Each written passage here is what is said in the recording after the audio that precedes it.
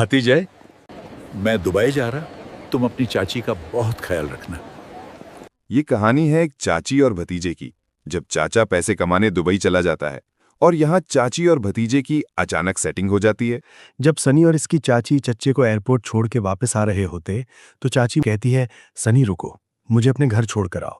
सनी कहता है, चाची तुम हमारे घर आ जाओ, अपने घर में अकेली फील करोगी। चाची ने बोला, नहीं सनी, मुझे अपने घर छोड़ दो, चच्चे की बात मान के मेरे ख्याल भी रखना। वो मोटर बाइक पे बैठे ही थे कि अचानक बारिश शुरू हो जाती है। सनी सर्दी में थरथर कांप रहा होता है। चाची पूछती है, क्या हुआ सनी? चाची ने सनी के कंधे पर हाथ रखते हुए कहा। सनी बोला, चाची बहुत ठंड लग रही है। चाची बोली, ठीक है, मैं आपको चिपक के बैठ जाती हूँ, शायद ठंड कम लगे। ये कहकर वो मेरी कमर से चिपक गईं, अपनी बाहें मुझे इस तरह लपेट लीं कि सनी का सारा शरीर चाची की छाती में छुप गया। सनी बताता है कि चाची के इस तरह मेरे पास बैठने से ठंड का असर काफ़ी हद तक कम हो गया, लेकिन मेरी पैंट के अंदर एक और हलचल शुरू हो गई। चाची कुछ बात कर रही थीं, इसी दौरान जब उनके मुंह से निकलती गर्म हवा मेरे कान पर लगती तो मेरा वो खड़ा हो जाता। नहीं जवानी थी, मैं क्या कर सकता था। रास्ते में एक जगह गड्ढा था जहां मेरे को अचानक ब्रेक लगाना पड़ी। चाची ने जल्दी से मेरे पेट पर अपनी मुट्ठी बंद कर ली ताकि वो मेरे कपड़े पकड़कर उन्हें कंट्रोल कर सके, लेकिन मेरा टाइट हथियार उनके हाथों में आ गया। जैसे ही चाची को एहसास हुआ कि कुछ और हुआ है, उन्होंने तुरंत हाथ छोड़ा और अपना हाथ पेट से थोड़ा ऊपर मेरी छाती पर ले आई। मैंने लापरवाह बनने की कोशिश की और पूछा, चाची क्या हुआ? चाची बोली, बेशर्म कुत्ते, घर जाकर बताऊंगी। उन्होंने बहुत सख्त लहजे में कहा था और मैं भी अंदर से डर गया था। हजार तरह के डर पैदा होने लगे थे। चाची कहीं मेरी मम्मी को ना बता दें या चाची किसी को ना बता दें, वरना मेरे लिए बहुत मुश्किल हो जाएगी। जब मेरा डर बढ़ गया तो मैंने एक जगह ब्रेक लगाया और कहा, चाची यहां से चली जाओ, मैं वापस जा रही हूं। मेरा खौफ से मन अजीब होता जा रहा था। उन्होंने मेरे कान पकड़े और कसकर मरोड़ दिया और कहा, नहीं, इज्जत जैसी कोई चीज नहीं होती, मैं तेरे कपड़े सुखा के तुझे वापस भेजूंगी। थोड़ी दूर जाने के बाद चाची ने जानबूझकर अपना हाथ नीचे कर लिया, लेकिन बेचारी पूरी तरह से अपने में खो गई थी। वो अपना हाथ फिर से अपनी छाती तक ले गई और मुस्कुराते हुए बोली, अब इसे मेरे सामने उठाने को कहो। चाची प्लीज किसी को ये बात ना बताना, मैंने रोते हुए चाची से विनती की। चाची बोली, सनी रो मत, मैं तो आप पर ध्यान दे रही हूं, आपको रिलैक्स कर रही हूं। इसी बीच में हम चाची के घर पहुंच गए। इससे पहले कि मुझे घर जाने का मौका मिलता, चाची ने सबसे पहले मेरी बाइक से चाबी निकाली और फिर अपने घर का गेट खोला। मैं बाइक से उतरकर पैदल वापस भागने ही वाला था कि उन्होंने मेरा हाथ पकड़ लिया, फिर खुद बाइक के पीछे खड़ी हो गईं। ले जाओ इस प्याऊ को अंदर, उन्होंने धमकी देते हुए कहा। अब मेरे पास कोई चारा नहीं था। मैंने चुपचाप बाइक अंदर पार्क की और पास में खड़ा हो गया। उन्होंने मेरा हाथ पकड़ा और मुझे बेडरूम के अंदर ले आई। अलमारी से एक तौलिया मेरी तरफ फेंकते हुए बोली, वॉशरूम जाकर अपने भीगे कपड़े उतारो। मैंने चुपचाप ऑर्डर माना और जब मैं वॉशरूम से बाहर आया तो चाची भी तौलिए में थी। मुझे कंबल में लेटने को कहकर उन्होंने खुद अपने कपड़े उतारे और वॉशरूम चली गई। उन्होंने मेरे कपड़े ड्रायर में सुखाने के लिए डाल दिए। जब वो वापस आई तो उनके हाथ में कुछ ड्राई फ्रूट्स थे। वो मेरे साथ कंबल में सोफे पर आ गई। मुझे कहा कि ये ड्राई फ्रूट्स खाओ। उनके लहजे में एक सख्ती थी जो मुझे बहुत बुरी लगी। चाची ने मेरे साथ पहले कभी ऐसा नहीं किया था। मैं चुपचाप ड्राई फ्रूट्स खाने लगा और चाची ने अपने मोबाइल पर फेसबुक खोला और ऊपर नीचे स्क्रॉल करने लगी। उसी बीच में एक फोन आया। मैंने देखा कि नंबर जानू के नाम से सेव था। चाची ने कान पर लगाकर पहले सुना, फिर वो बड़बड़ाते हुए बोली, और रहने दो, अब मैं सनी के साथ घर पहुंच गई हूं। ये शब्द सुनते ही मेरे शरीर में बिजली दौड़ गई। मुझे लगा जैसे मैंने चाची की बहुत बड़ी चोरी पकड़ ली हो। जैसे ही फोन कटा मैंने कहा, बताओ किसका कॉल था? वो मेरी तरफ देखकर मुस्कुराई और फिर मोबाइल मेरी तरफ करते हुए बोली, बात करो और खुद पूछो। मेरा जोश तुरंत ठंडा पड़ गया क्योंकि वो चच्चे का नंबर था। मैंने सोचा कि शायद मैं चाची को ब्लैकमेल करके अपना बदला ले लूं, लेकिन यहां भी मैं फेल हो गया। अब मैं डर रहा था कि अगर चाची ने किसी को बता दिया और ये बात अब्बू तक पहुंच गई तो मेरे लिए अच्छा नहीं होगा। मुझे अपने सामने मौत दिख रही थी। चाची ने अपना मोबाइल निकालने के लिए मेरी की तरफ देखा। मेरी आंखों में आंसू बह रहे थे। चाची बोली, सनी, सनी। उन्होंने मुझे 2 बार प्यार से पुकारा, लेकिन मैं रो रहा था। सनी। तीसरी बार उन्होंने थोड़ा सख्त लहजा अपनाया। जब मैं चाची की तरफ मुड़ा तो उन्होंने मेरे सिर पर हाथ फेरा। क्या हुआ मेरे बच्चे, तुम क्यों रो रहे हो? चाची प्लीज अब्बू को कुछ मत बताना। मैंने अपने दोनों हाथों से चाची का हाथ पकड़ा और उसे अपने सिर से हटाया और उस पर अपना माथा टिकाकर भारी आवाज में रो पड़ा। क्या? उसने हैरानी से पूछा, जैसे वो कोई अनजान हो। रास्ते में क्या हुआ था? वो अभी भी खुद पर हैरान थी। चाची, मैंने उम्मीद भरी नजरों से उसे देखते हुए पुकारा। चाची बोली वो तो ठीक है, लेकिन रास्ते में ऐसा क्या हुआ जो मैं तुम्हारे पापा को नहीं बताऊंगी। मैं बहुत शर्मिंदा था। मैं बोला वो मैं सिर्फ हकला सा गया था। चाची को बात की समझ आ गई। चाची वो सब भूल चुकी थी। अब चाची ने कहा, सनी, अब लगता है तुम्हारे साथ कुछ करना पड़ेगा, ऐसे रोने से बाज नहीं आओगे। अब चाची की आंखों में शरारत आ गई थी। उसकी ऐसी अदा मैंने कभी नहीं देखी थी। वो शैतानी से बोली, अब ये उठ क्यों नहीं रहा? उसने हंस के बोला, अब इसे उठने को कहो।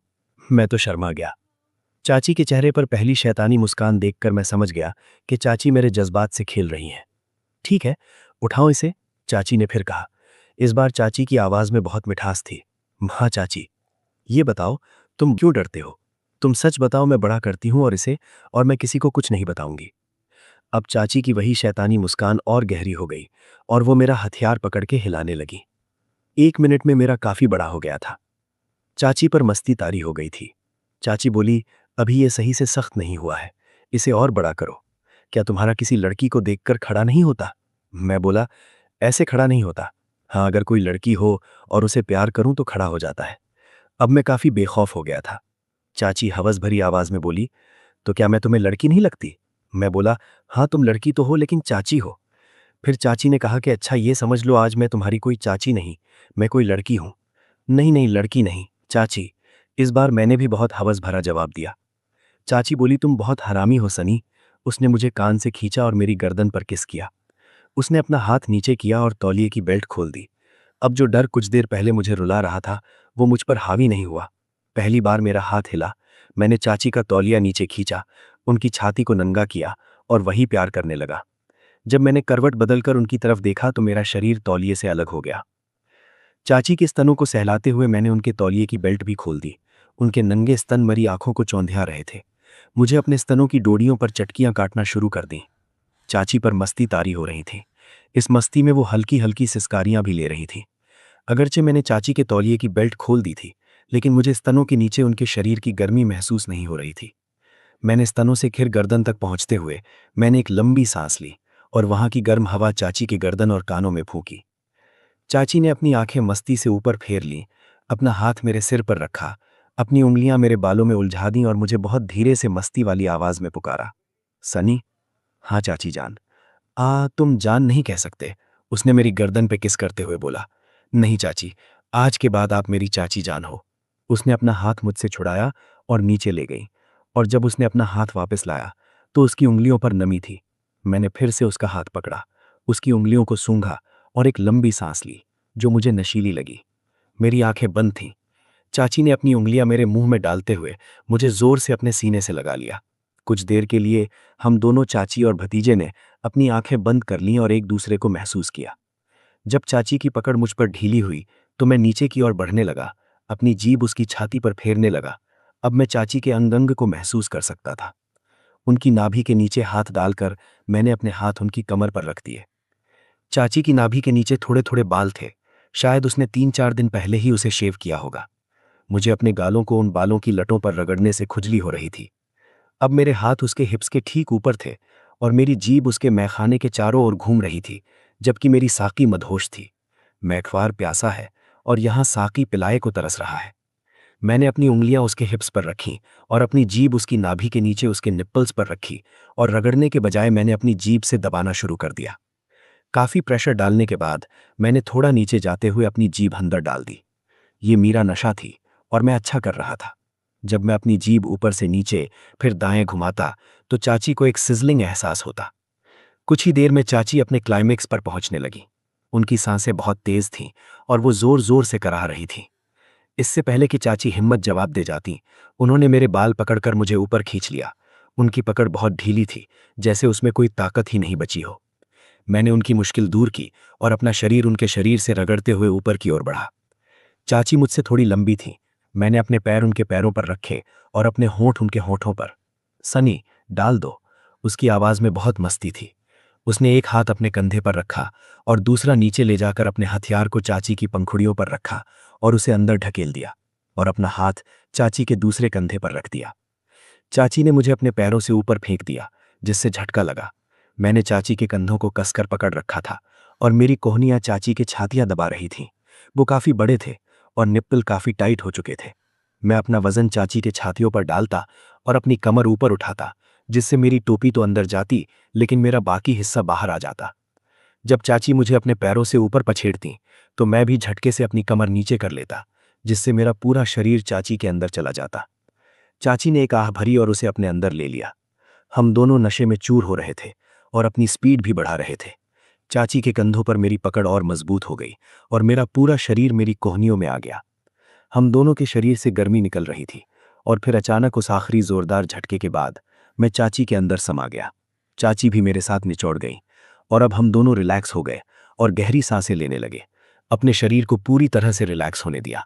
मुझे बहुत रिलैक्स महसूस हो रहा था। मैं वहीं चाची की छाती पर लेटा हुआ था।